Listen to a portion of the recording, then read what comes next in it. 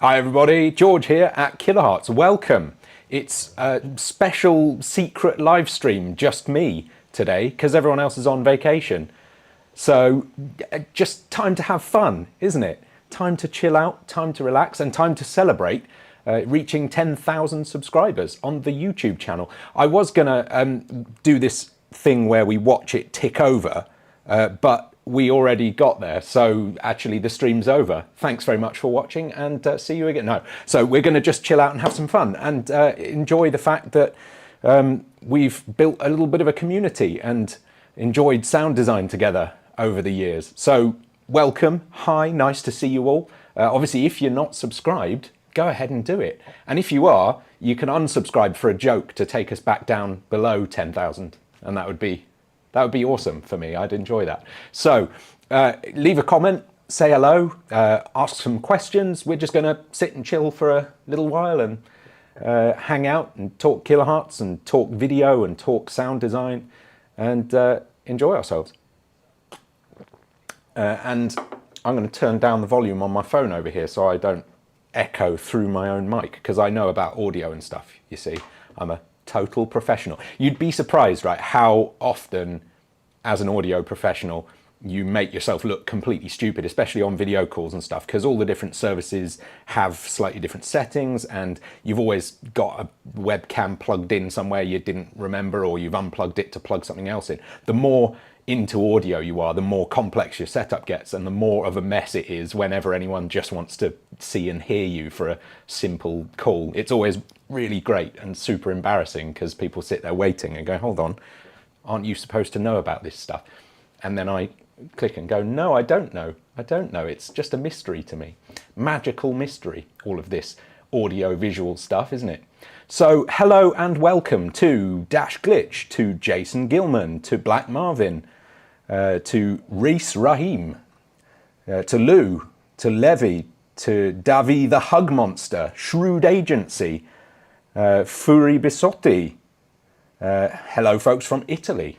Lovely to see you. Magnus is here. Bailey is here. It's great to see so many of you. Thanks for coming.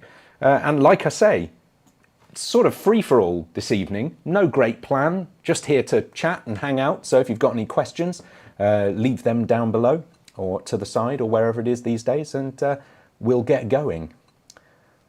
And Per is in the comments. Also, Final Man 242. Hi George, don't forget to water the OD. The OD. I assume he's talking about the plants. Which one is the OD? That one there? Maybe? I don't know. I'll water them all, just to be safe. It gets really warm in the office in the summer, especially when no one's here to open the windows and whatnot. Anyway, so good day, says Garrett. Yeah. I am Hero TV. Can you all start doing sound design tips for trap, R&B and hip hop? It's a great question. And it sets us off nicely talking about videos on YouTube and what we're doing and why we're doing it. Yes is the answer. We try to work in as many genres as we can, and we try to be authentic in as many genres as we can. Really, the truth of it is we try to make all of the content as kind of genre neutral as we can so that it can apply and appeal to anyone working in any area. But occasionally, obviously, we get a thing that's specific to one area, and it's fun to dive deep into a acid squelch or like a Reese bass or something. So we'll look to do some more of every style in the future, and it's always great to just get comments asking for stuff and ideas for things, because we've been making these sound design snacks. That's one of the things that has I think really helped the YouTube channel move forward since we've been kind of really knuckling down to it. We've been making very regular short pieces of content where we explain some little sound design idea or concept, or just chuck a thought out there, and then we put a really like facetious clip from a movie at the end for 3 seconds to make you smile, and then it's the end. And it's been really good fun, and we've made I think 75 of them now, which is kind of crazy to think about, and we're enjoying them. And we're going to keep doing them as long as we enjoy them and you enjoy them. So always looking for new ideas and new areas to expand into, and It's going to be a lot of fun. So thanks for asking. How are you, George, asks Yash. I'm great, Yash. How are you? It's great to see you. How are all of you? Why don't you tell me in the comments in great detail? Bailey asked, what inspired the development of Phaseplant? Well, that's a very good question that I'm not qualified to answer, and there's going to be a lot of those if you ask questions. I'm not going to be qualified to answer a lot of them because I didn't help develop Phaseplant. I should explain my sort of role in all of this. I am content and marketing and presenter and whatnot. I'm a sort of face for hire of the brand, so to speak, but I'm here to explain and enthuse about all of the great work that the developers do here at Kilohearts. And there's a lot of it, of course. And if I'm being generous to myself, I do understand at least 50% of it. And the rest of it is witchcraft, obviously. And they've been studying hard in their potions books for many years to be able to produce what they do. As I understand it, the idea behind Phaseplant, the inspiration for the development of Phaseplant was just a genuine love of electronic music and an interest in making tools that were better for people than the ones that already existed. And to get slightly less general and hone in on the specifics of Phaseplant, I think the idea of modularity was really exciting. The idea of like emergent design, where you can give people some tools and allow them to make their own thing to suit their needs and their workflow. That was a big part of the idea. So Phaseplant came a little later in the story for Kilohearts, way back when they made a thing called KHS1 or Kilohearts 1, which was a nice soft synth that was not modular in the way that Phaseplant is. And that was a passion project as much as anything to begin with. It was just, we want to make a synth, let's make a synth. And then it went well, and the guys got developing other bits and pieces, multipass and snap heap, which are modular effects hosts. And the natural progression from that is, well, we love sound design, so let's build a synth engine that will allow people to combine all these bits and pieces in fun and exciting ways. So yeah, it's just been a story that grew from page to page, and everything follows from a good place of enthusiasm, excitement, of creativity. There's a big rule around here that we do stuff that we want to do. It's not kind of what are the fiscal goals for this? No, it's just like, do we want to do this? Yeah, let's do it. And then we figure it will produce things that are worth producing in the end. And so far, so good. We hope it goes on. Oh, a little bit of cultural insight, just for a second. I just crossed my fingers there, right? When I first moved to Sweden 6 years ago from the UK, I learned that Swedes don't cross their fingers to wish for good luck like we do in Britain. They hold in their thumbs like this. And that's only for when you're lying or something, I think. So, hålla i tummarna, hold in the thumbs if you want good luck for the future. Anyway, that's just gibberish. You're going to get some more of that in the next 52 minutes before I have to go home, water my own plants. Let's check the old comments. Levy says, George, I've been playing a lot with the non-linear filter these days, and I would like to know how the modes work, like the metallic one. It's another thing I'm absolutely not qualified to talk to you about, but Per in the comments might be able to tell you a bit more. As I understand it, there are several different algorithms from simple to wacky, and again, they're not strictly based on anything, but they are things that Per thought was fun when he was playing with it and building it. And so yeah, you got the metallic one, the digital one. I really like the warm mode because I'm old school and I have an electric guitar, so that's my vibe. I'm not really allowed to be here because I play acoustic instruments sometimes, which is weird, I know. So Jesse says, I love the sound design snacks. Yeah, thank you, Jesse. It's been a real pleasure making so many of them. Question for you, says Secret. I'm shopping for a primary converter. I'd love to know whether you have used Link's Aurora and how you weigh its transparency to RME FS line. I, again, totally can't help you on that. I'm sorry, I haven't used either of those. But good luck. And this is another great thing about YouTube. Kilohearts is not the only channel. There are obviously so many videos out there, and it's great to be a small part of that, giving people fun things to watch and learn from, but we don't know everything, and there's always a great channel out there doing great stuff and making cool content. So why not search those things and look for a great answer?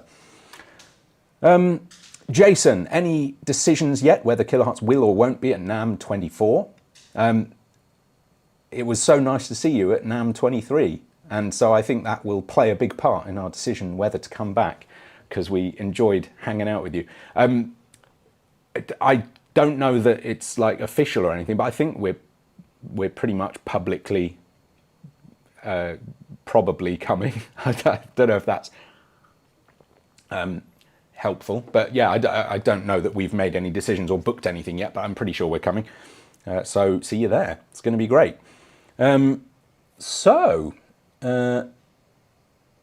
Let's see. Here's a question, right? Dark Rider asks, can we bring third-party plugins inside Kilohearts in the future and control them as normal? It's a really interesting question, and it's something that gets asked like across the industry, I think. Whenever there's a system that works well, people want to be able to unify everything that they do into that system. And the answer, I think, is probably no, but again, can't really speak for the bosses, the developers. They may decide that it's a project they want to take on in the future. There's lots of different problems with stuff like that.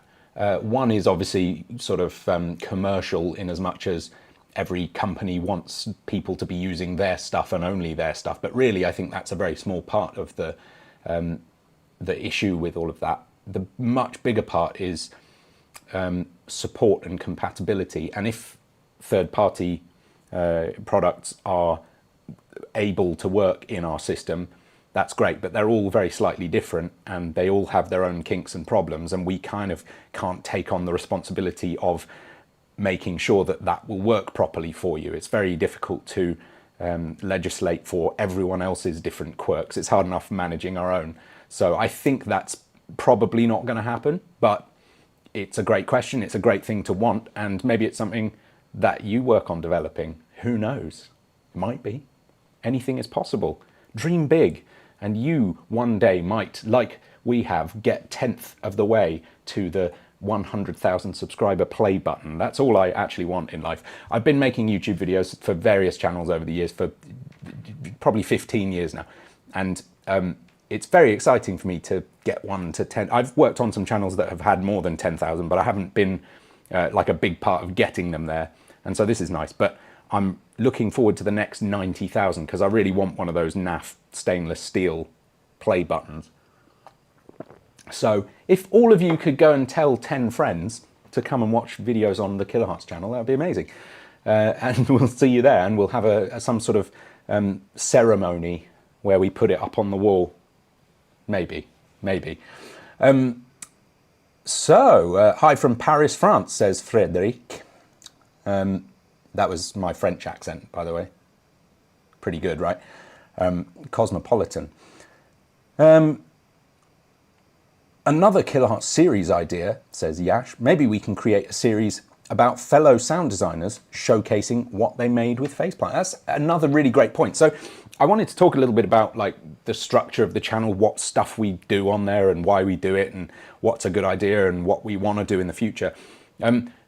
Obviously, collaborating with other people, you and with our partners in the business and in music, that's something that we want to do a lot. And again, it's something where there's difficulties that aren't, I would guess, immediately obvious from outside.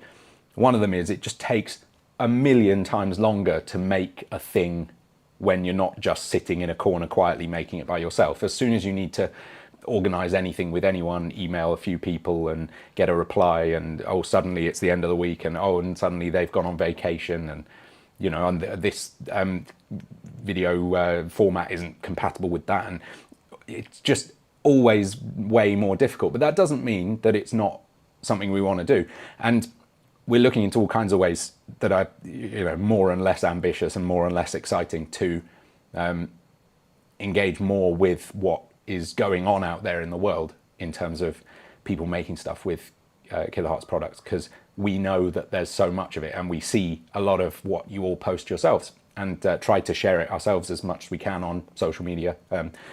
And so, yeah, that's a great thing, and we want to do more of that. Let me dive in on the channel now. I just want to, let me see, if I go full screen there, you'll see my OBS, and I'll apologize for that. And we'll go into the channel, the back end. You'll see all the secrets now. Look at that. Isn't that exciting? 10,002. That's one more than it was when I started the stream.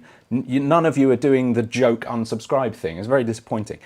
Don't though. But if you do, that'd be kind of funny. But don't though. Don't do that.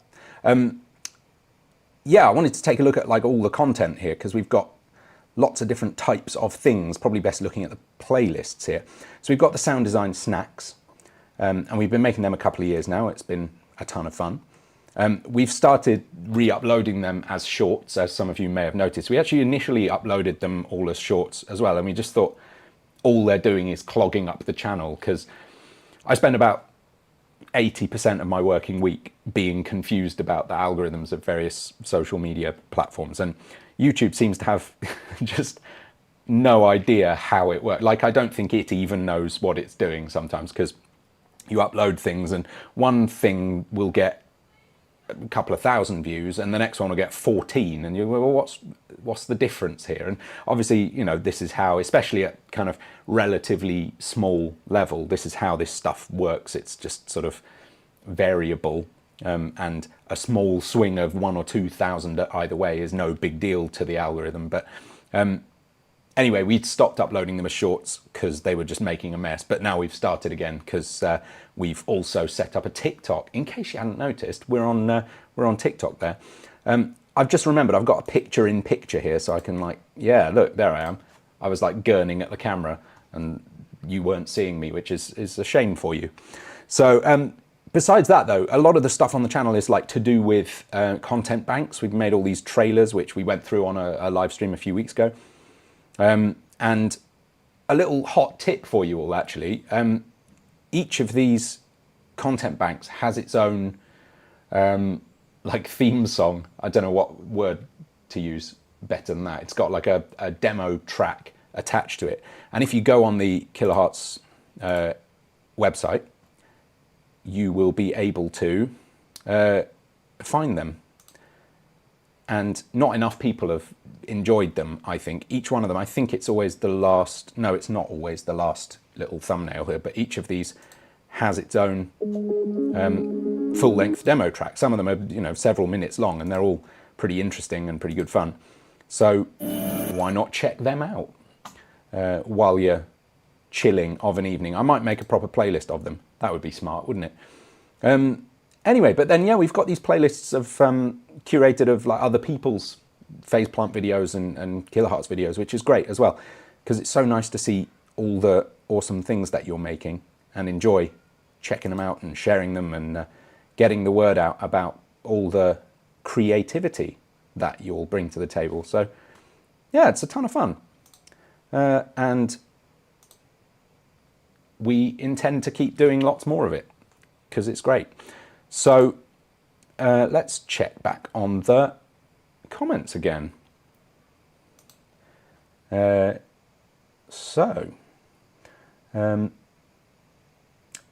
Faceplant says, Davi, the hug monster, is still not well represented on YouTube compared to other plugins, so we need more.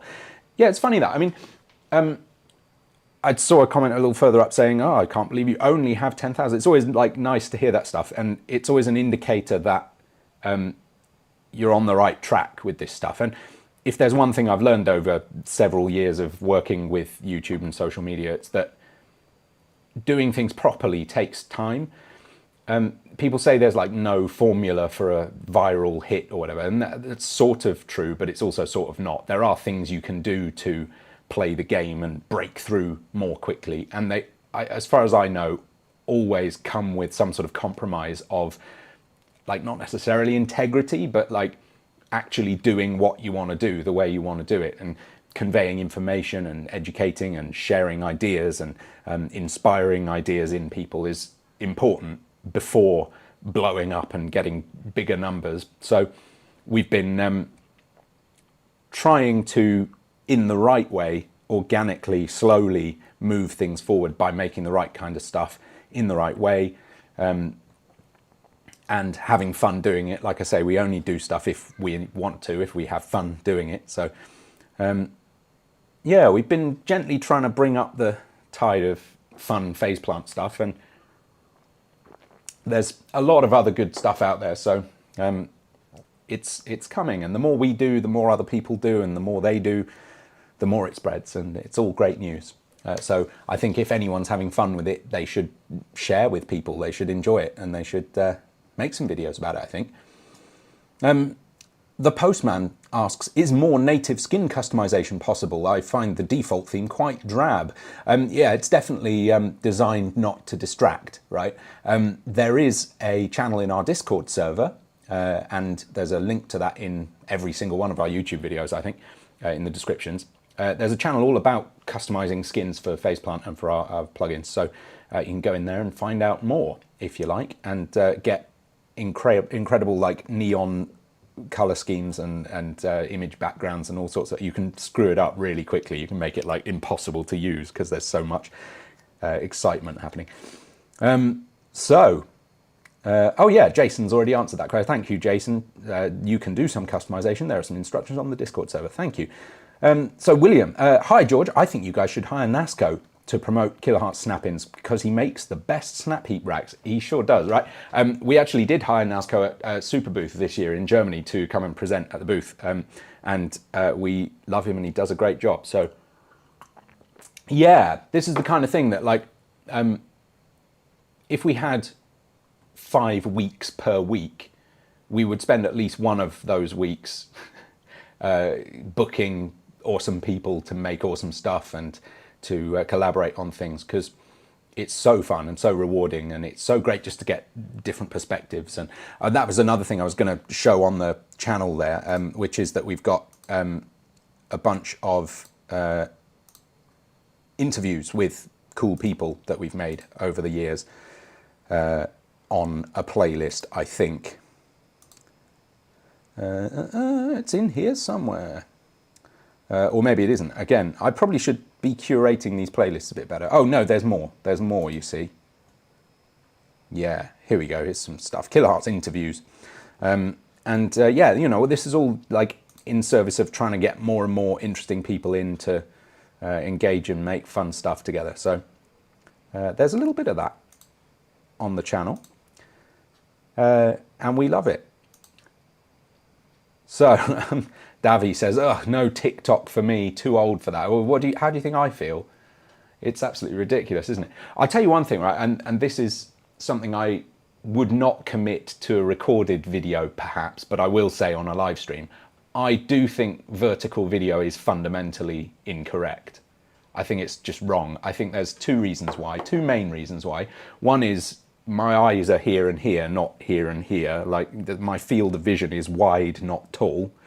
So I see the world in widescreen. Why shouldn't I watch video content in widescreen? And my other thing is, our lives broadly, I mean, unless any of you are birds, our lives operate on a horizontal plane, more or less. When we're having conversations, we're not having conversations with people who are standing on our shoulders, generally. We're having conversations with people standing across the room within a sort of relatively small vertical, you know, our heads are all kind of in the same plane. So naturally, most of the action that we have in our lives is kind of existing. Anyway, that's a rant that I think there's an obvious reason why video is vertical more and more often, which is that you can hold your phone in one hand and scroll much more easily if it's vertical. Then I don't know if you've ever tried like managing it like this. It's really uncomfortable and stupid. So it's optimized for the advertisers, not for the consumer.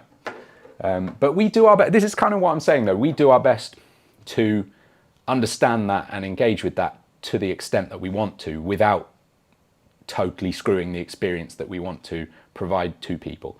And engaging with vertical video is awesome. And it's quite creative in some ways. It's like trying to figure out what to do with the space and how to make it work properly. Can be a really fun challenge, but I do think fundamentally it's wrong. So I'm with you there, Davi.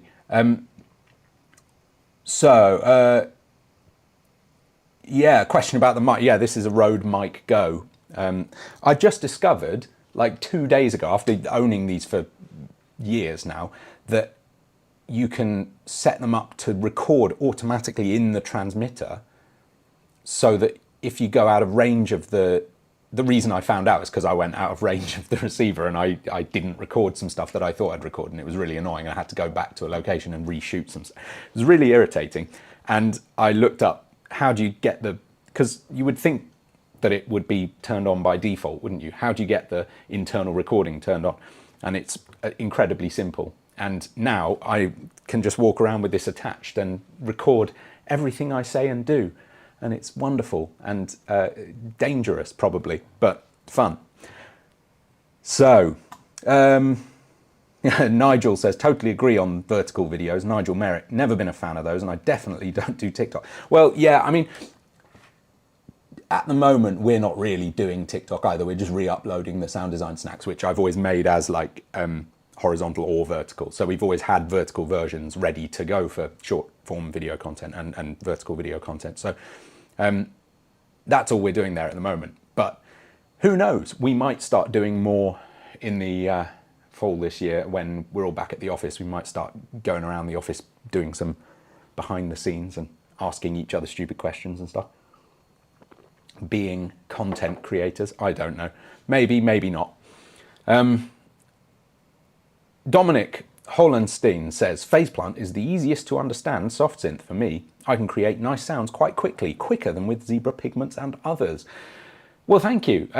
Ease of use is so important. Like, I think, again, this is going to be me kind of speaking on behalf of the developers, but I think it was a major priority in designing Faceplant that it not be too difficult to use. It's powerful, but it's not confusing, hopefully. And I think that's really underestimated in developing any product, because you want to make the coolest thing possible, of course, as a producer, as a manufacturer, as a designer. You want to include every feature that you can imagine, and you want to make it bigger and better and more crazy and more impressive than anything else. And it's incredibly easy then to forget that people have to use it and people have to enjoy using it, or they won't find all that stuff. I mean, I use a lot of video editing and design and animation software and stuff, and all of these things are so unbelievably powerful, and they have a trillion features hiding in various menus, and a massive determiner of whether I'm able to use them or not is whether they treat me like an idiot, because I want to be treated like an idiot, at least to begin with. I want to be able to go into a thing, figure out without too much kind of hard thinking what I need to click on and arrange to do what I want to do. I don't want to have to take a 12-week course before I can get going with something. So figuring out how to do a concise and simple and accessible layout and design, and still make all those powerful tools, or as many as possible, available. That's kind of the fun part with developing this stuff, I would imagine. I say that like I have anything to do with it. I imagine that the developers really enjoy trying to find the right balance between ease of use and power. How do you come up with sound design snack ideas, asks Sunexo. That's a great question. Sometimes my colleagues and our viewers, our audience, suggest them. Sometimes I hear stuff I think is cool and I go, oh, I wonder if I could do that. A lot of the time I have a window of time set up in the week, and I sit down at the computer and I go, what am I going to do then?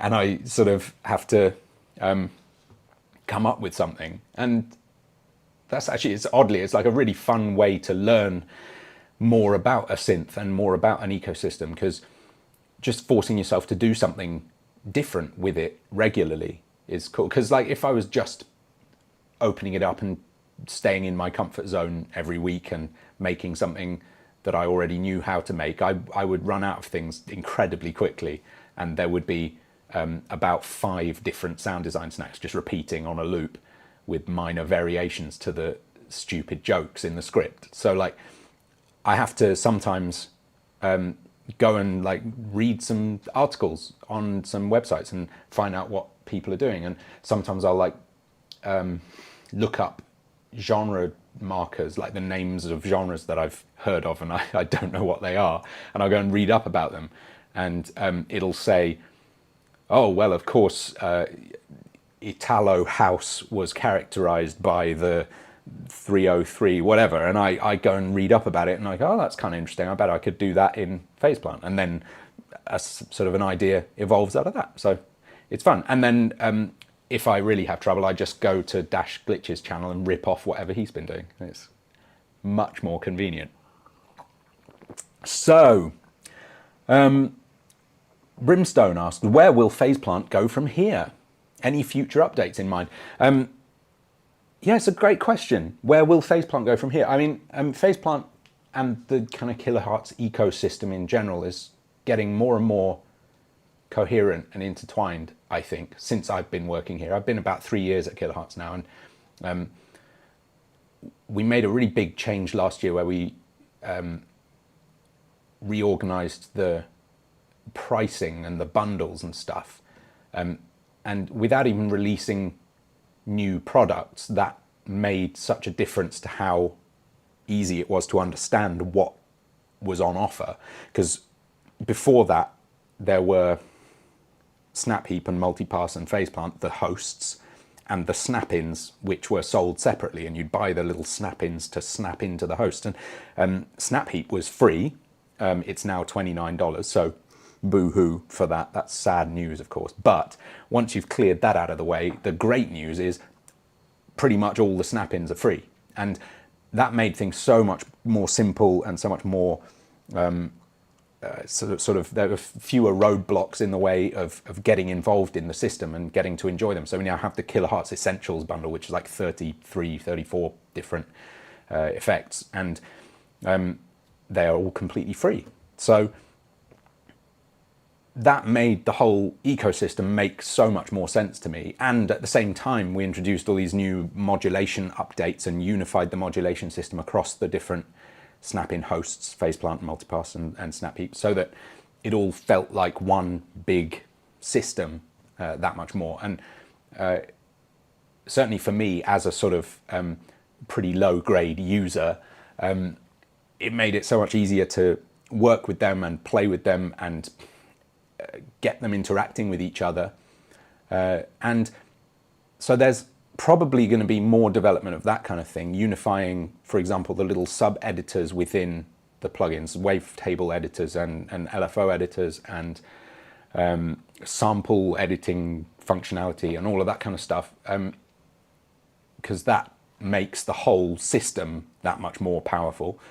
Obviously, within Faceplant specifically, there's ideas that float around. We want to do some sort of additive engine at some point. I know that, and I know that we've said that publicly before.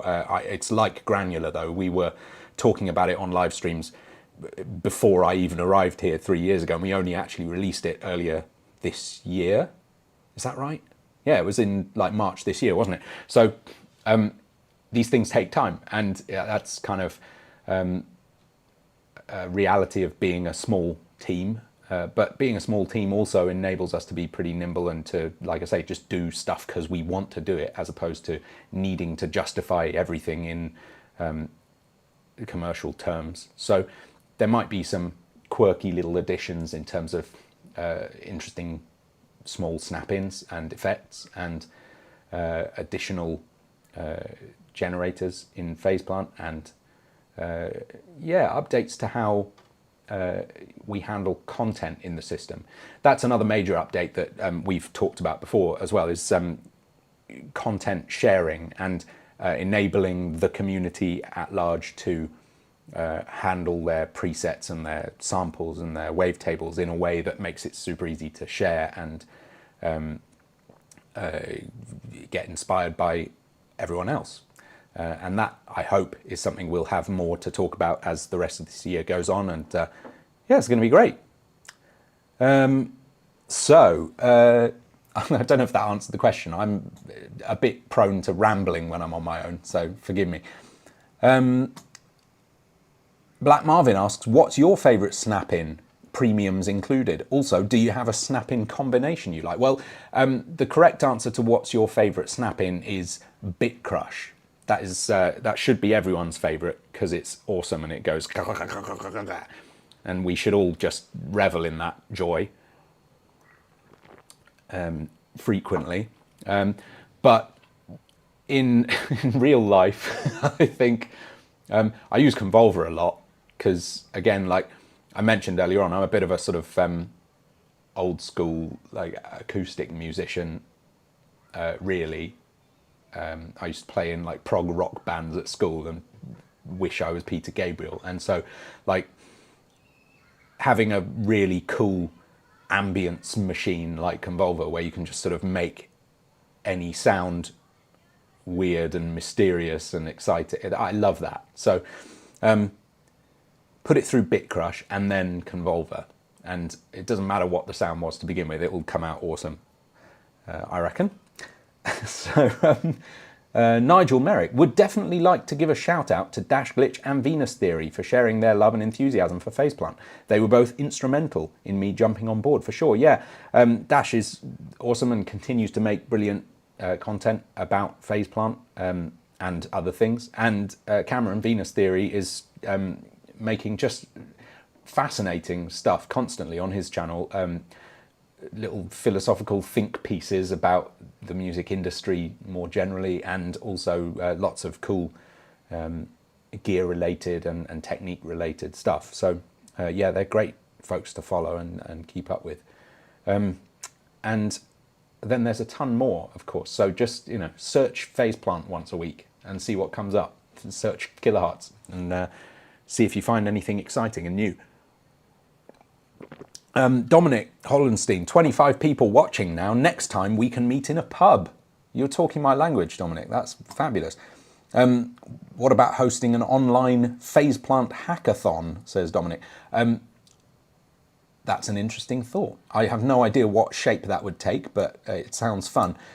We've sort of thought about doing, like, you know, game jam, where you make a thing very quick. A games company will like set aside a 48 hours and they have to just make a thing really quickly, a simple little, we've talked about doing that kind of thing just for sort of fun and team building internally, maybe with audio stuff, but also maybe with games, because the guys all come from a games background, game development background. So I think it would be really fun to spend a week or so just developing a game and putting some ridiculous sounds in it and making some behind the scenes documentary video of it. But yeah, that would be nice. And I think it would be obviously 10 times nicer if we could get a lot of you folks into a building somewhere, but it's the logistics of it are not so simple, because this is the pros and cons of a wonderful global audience is it's not very easy to just invite everyone round and hang out. So we'll see. It's good stuff. I am Hero TV. Got a drop, but it was awesome to meet you and some of the other team members at NAMM 2023. It was lovely to see you. Come back next time. And Synchrotron, I got the memo late. Yeah, well, welcome. I don't look down at you for being late. That's much cooler in many ways. So thank you for coming. And you can all come back and celebrate again in about 48 hours when YouTube gets its act together. It takes a while to process a live video into a recording.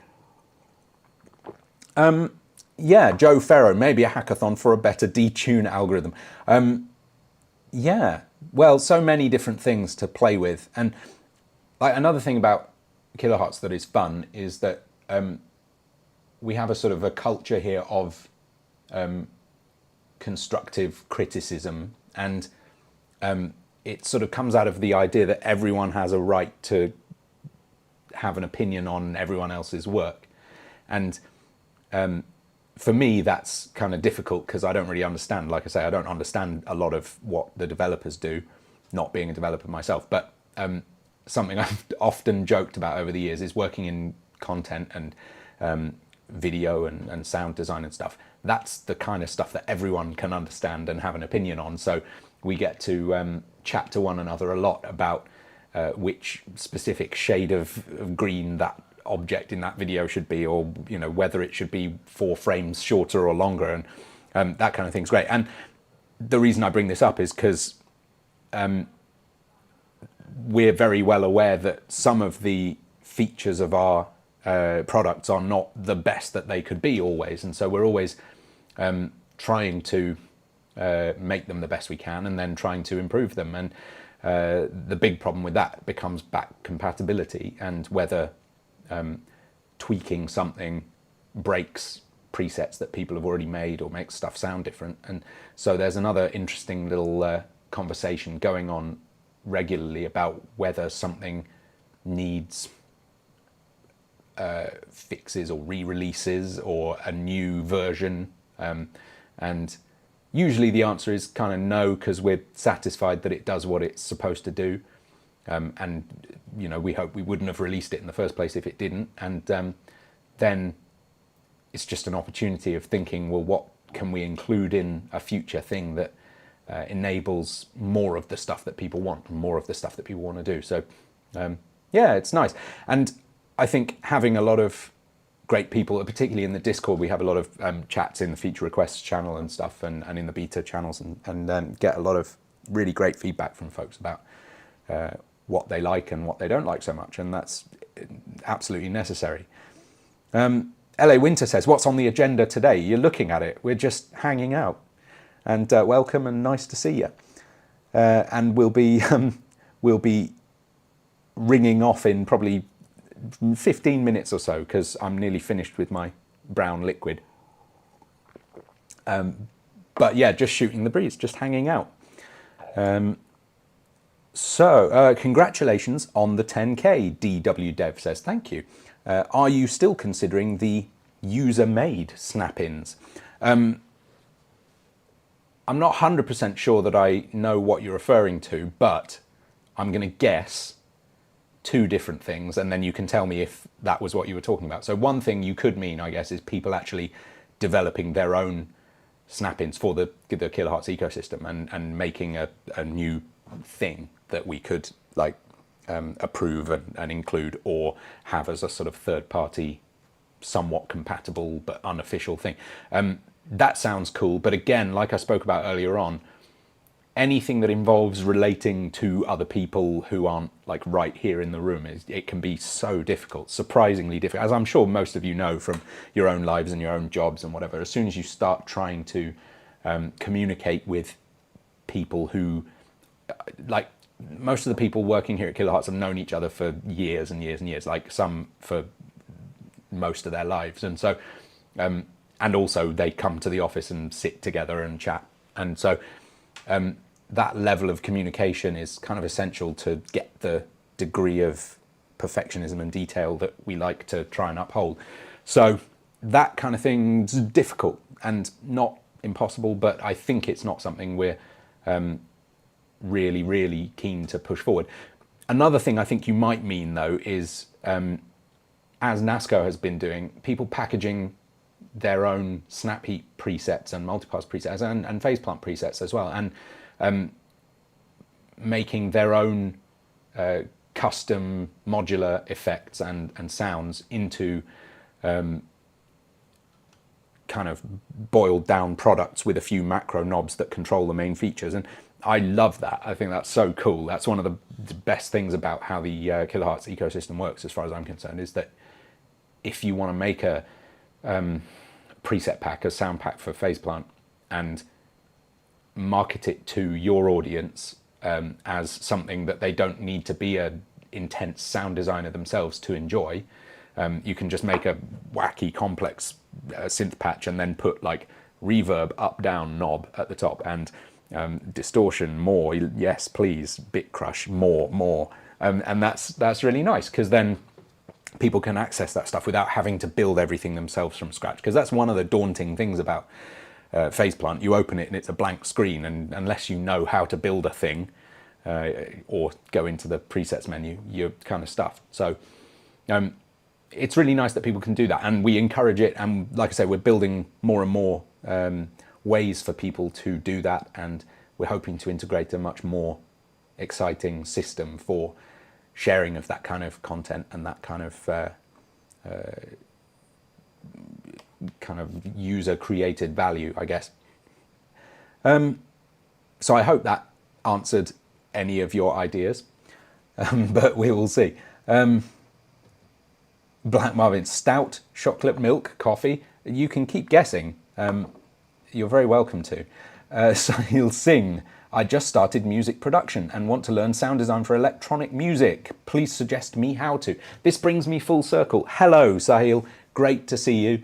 You're at the Kilohearts YouTube channel, and that's a great place to learn some sound design basics. We've been making videos for many years, and lots of little bite-sized sound design snacks, for example, but also lots more in-depth conversations with sound designers, demonstrations of their process. We've got some great videos where the authors of our official expansion preset packs, our content banks, make a demonstration of what they've done to make the sounds that they make. So we've got some really interesting content on there. And then, of course, we've also got a playlist of hundreds of brilliant tutorials and ideas made by other people. So go and watch some stuff and sink into it. And we've got a free trial for the products if you haven't bought them already. And if you have, just take some time to enjoy them, would be my recommendation. And don't stress about making every crazy complex sound immediately, you know, just chill and enjoy it and make something you want to make. And when you've made it, be proud of yourself, and then next day make another thing that you want to make. That's my advice. As Synchrotron says, Sahil Singh, start off by putting aside about 10 years of your life. Yeah, well, that's kind of what I said, isn't it, roughly? I was trying to be optimistic. The nugget of truth in that statement, though, is you're never done learning. So I hope none of us have that sort of thought process where we think, how can I complete sound design? Because you can't. It's not possible. There's always new stuff going on. There's new ideas coming through. There's new tools to work with, new ideas to play with, new dreams to chase. So just settle in and enjoy it.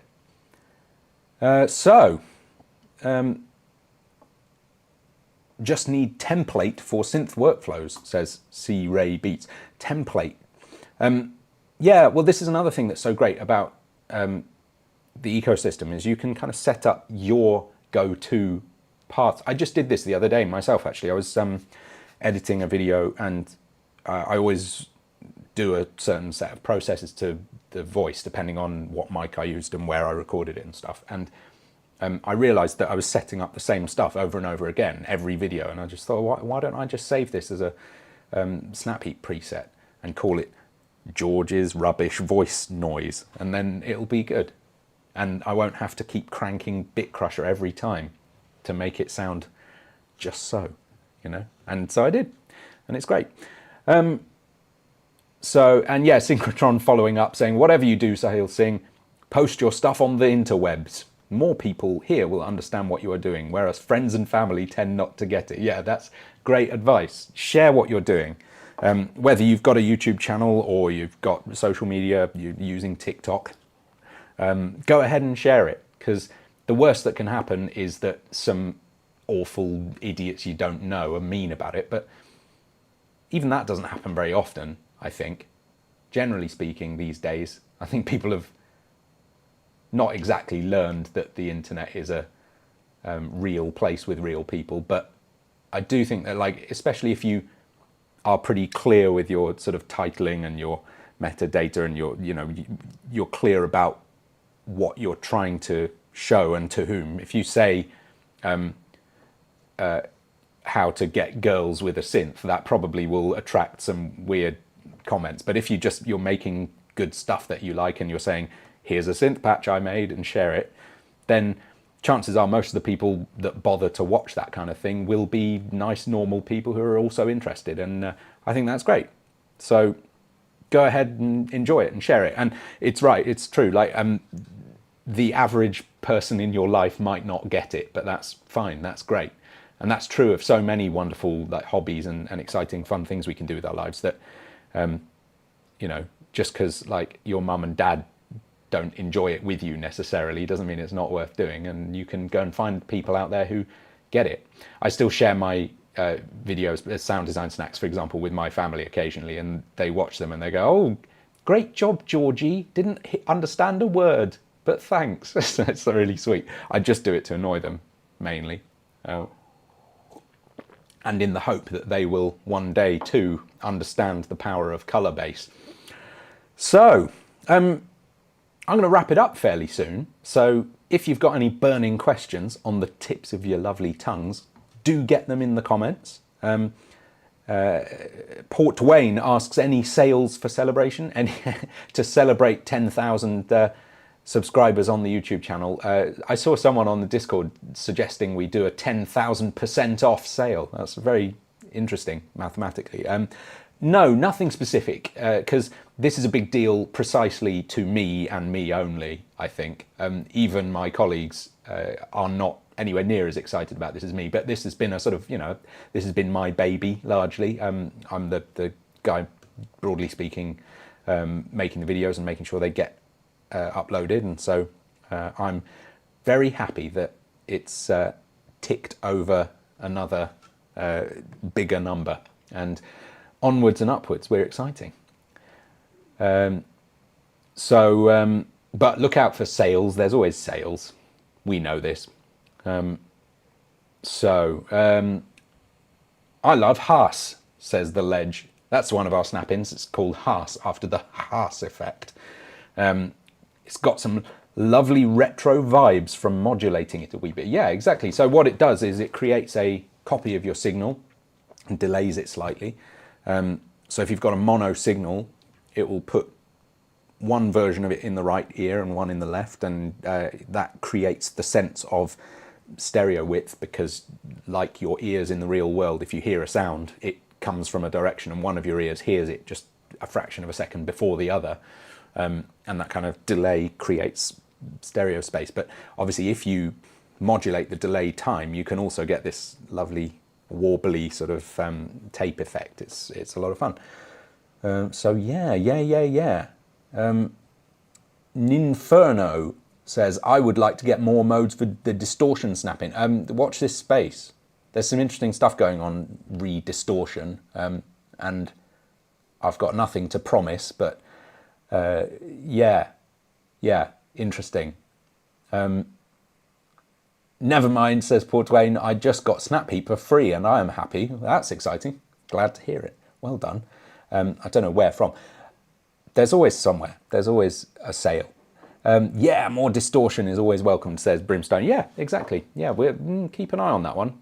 Distortion is a fascinating topic altogether, because it's really just a word that means making the sound cooler. So I think there's no end to the number of ways to do that, and we're looking into a few of them.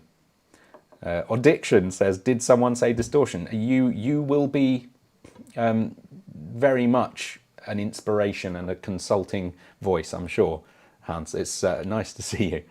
So I'm going to call it there. Thank you all so much for tuning in and hanging out with me and allowing me to self-indulge so rapturously. It's been a joy.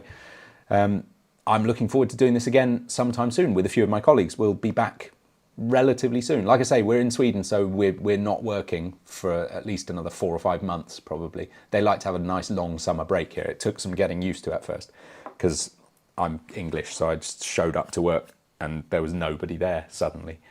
And I thought, what's gone on? What's happened? But people like to stop in July and go out and enjoy the 3 weeks of real weather. And it is lovely, temporarily, in Sweden in the summer. You get to go and sit by a lake and eat some herring and drink some beer. And or other beverage of your choice, and have a grilled hot dog, korv, it's called here, with skagenröra, a nice shrimp paste. It sounds worse than it is.